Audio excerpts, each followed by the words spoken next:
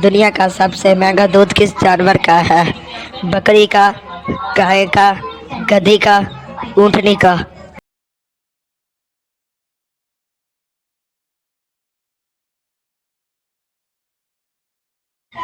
जवाब, गधी का।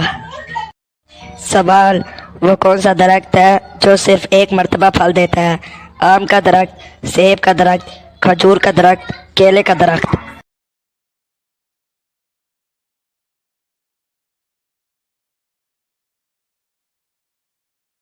जवाब, केले का दरख्त। सवाल, किस जगह जादू देने से इंसान को जन्नत में हूर मिलेगी? घर में, स्कूल में, मस्जिद में, गली में?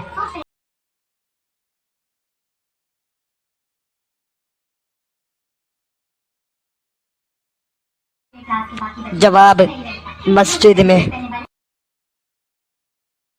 सवाल, पाकिस्तान का कौमी फल कौन सा है? सेब, आम, अनानास, स्ट्रॉबेरी?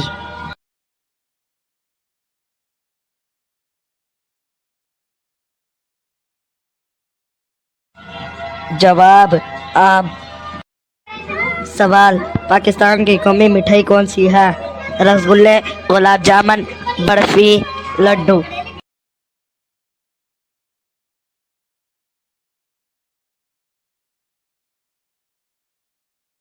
जवाब, गुलाब जामुन। सवाल, कुरान मजीद में कुल कितनी सूरतें हैं? 114, 100, 105, 110?